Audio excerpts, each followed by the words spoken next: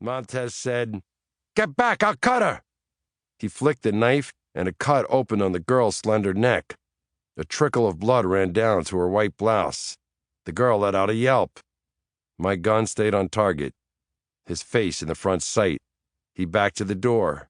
The woman in the corner screamed, and a bead of sweat rolled into my left eye. I started to time my breathing. His head ducked behind the girl's face every few seconds. I felt my finger tighten on the trigger.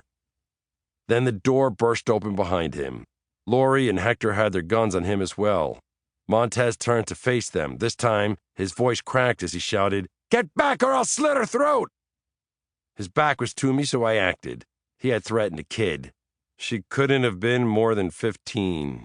I was pissed. I silently holstered my pistol and stepped forward quickly. I used my left hand to block the knife from the girl's throat. Then I put Montez in an arm bar. I misjudged it slightly and felt the knife bite into my hand, slicing my palm as I wrenched him away from the girl. Laurie yanked the girl to safety. Now, it was just this asshole and me.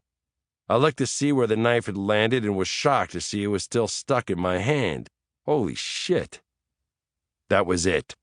I threw a right cross and watched as Montez stumbled back. Then I jerked the 4-inch blade from my hand.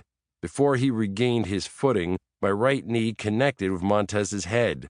He was on the floor, and I fell on top of him. A 200-pound sledgehammer.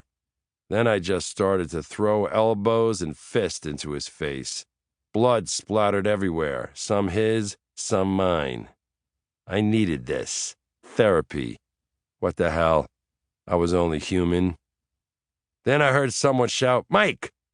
I felt a strong hand on my wrist. My sergeant pulled me away. I looked down at what I had done, shocked as anyone. I could have ended this with a single punch.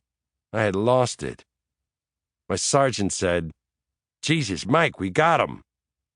I looked past my raw, bloodied hands at the pulp of this punk's face. This wasn't how I operated. I was embarrassed, ashamed. My sergeant said, "Stand down, Mike. In fact, after you have that hand taken care of, go home. Stay there. I'll handle this. You've got enough problems to deal with at home." Unfortunately, Sarge was right. Chapter 2. I fumbled with the pancake batter because of the stitches in my hand. The Bennett household kitchen wasn't small, but this morning it felt like I was on top of Mary Catherine as we whipped up enough to feed all 10 kids. Wait a minute, 9 kids. Somehow the 8-room apartment on the Upper West Side seemed empty, even with 11 people in it. Quiet was unsettling. It'd been like this for days. Mary Catherine laid her head on my shoulder as a show of support, but all it did was remind me how bad things could get. Once I had 2 plates ready for serving, I forced a smile. I burst out of the kitchen and said, "Who's the hungriest?"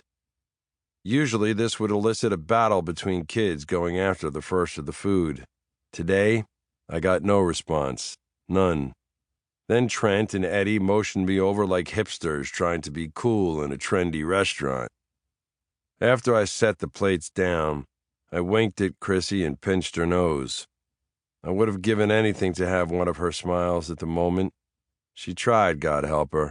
She showed her teeth, but it wasn't the usual breathtaking spectacle of a little girl's sincere show of happiness. I shuffled back into the kitchen to return to work. That was the only way to stay sane for the moment. Mary Catherine had more plates ready, but I just stood there like I had forgotten my job, like I had lost my purpose. I looked at Mary Catherine's blonde hair as strands tumbled onto her shoulder.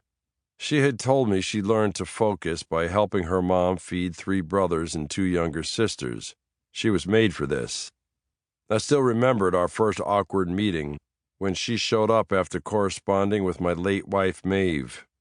She came directly from Dublin and just stared at me as I informed her we had 10 kids.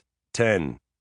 But she never faltered, even in the face of my grandfather Seamus, who thought I brought her in to replace him.